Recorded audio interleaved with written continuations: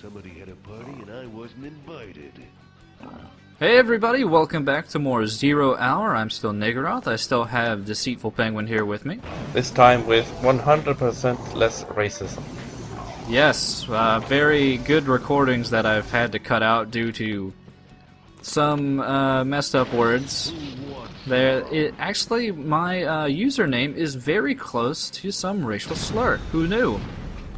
It is? Yes? Let's not go into detail, though. Let's leave the details for the people that are more knowledgeable about details than we are.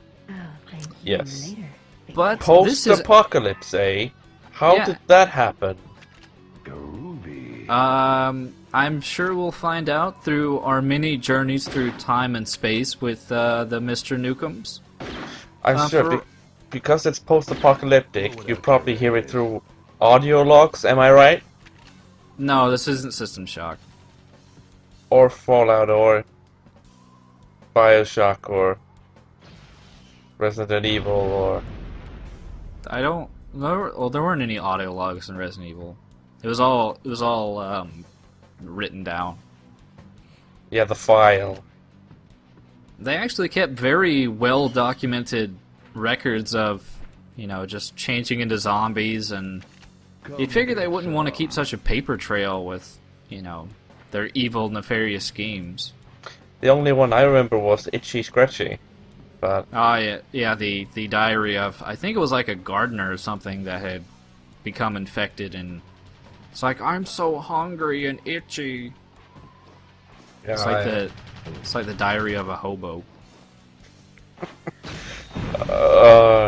Don't have... Well, actually, I found out we do have hobos here. It was kind of sad that day. I gave him all the money I was carrying.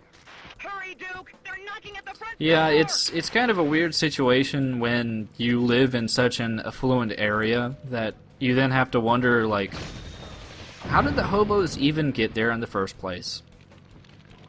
Because I at least assume in your neck of the woods it would be more viable just to go out into the rural areas and just start farming. Kids, Farming? remember, I'm a professional. Yes, Don't sit home. farming your dead trees and black sand. We're on the same latitude as Alaska. Baby. That gives you any idea about the viability of farming? And sneaky snipers. But really, the post-apocalypse, and speaking of just apocalypse in general, how did the aliens kill everyone and everything? Is it covered at all? Or is it just that none of them were as manly as Duke? Well, I mean, as the game, I don't want to give too many spoilers to ruin the future levels outside of the actual levels ruining the levels. But the plot really doesn't make a whole lot of fucking sense. I mean, I am shocked. Shocked. Are they shitting over the fine storytelling that has defined the Duke genre, I would even call it, since its inception? Well, I think really the Duke genre has really it's gone better with the more is less, or the less is more. Well, one of those anyway. Yeah, where the less of the storyline that they directly give you is for the better, because it allows you as the player/viewer to just make up the story in your own mind. Once they actually give you the story, it's just kind of like, alright, well, that's kind of ruined it.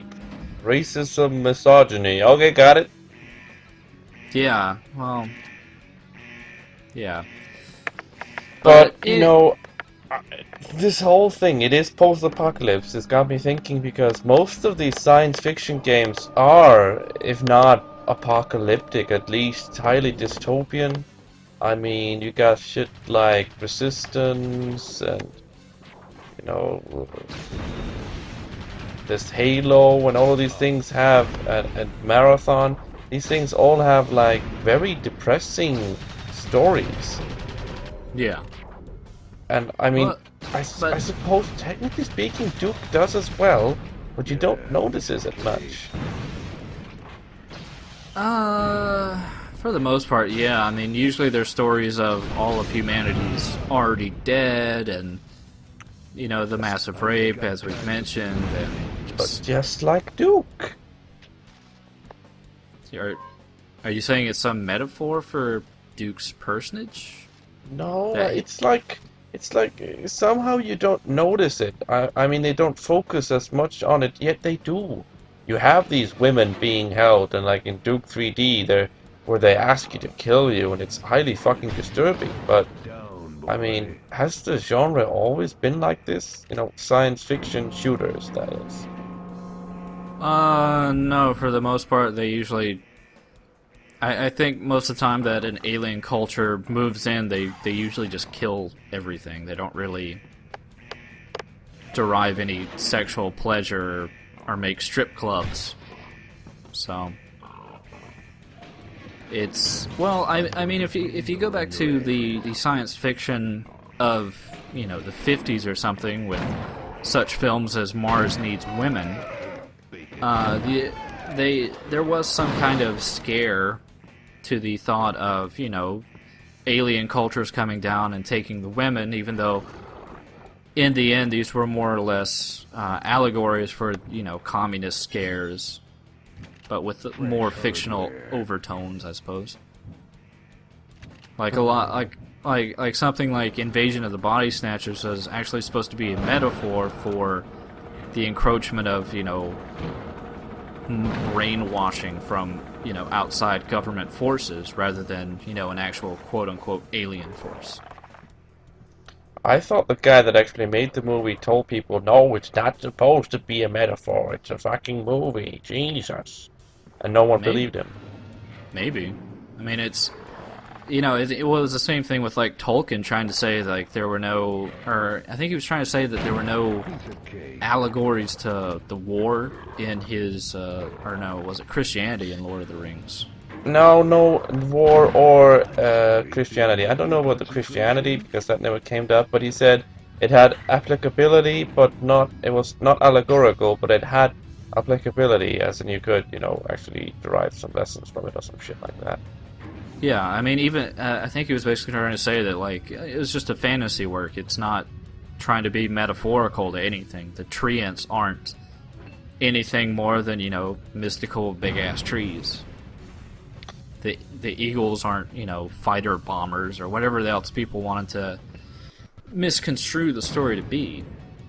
I mean, like, he actually said in the intro, not the machine intro industrialism shit, which was kind of crazy, but the one about, you know, this whole World War II thing, that if he was going to do it like World War One, wasn't it?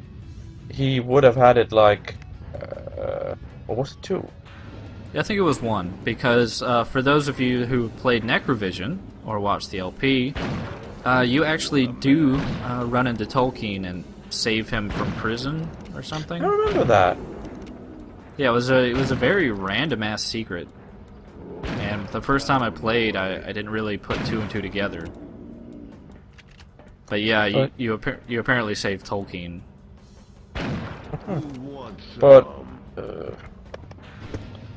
But Like the you were point of saying it- you were saying like the machine yeah, introduction. the point of it was just I forget.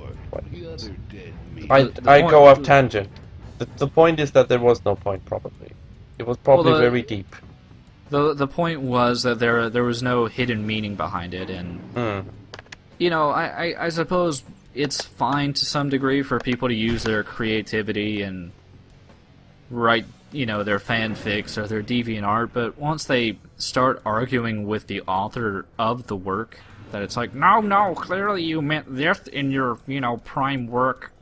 It's like, no, don't argue with the guy that fucking wrote it.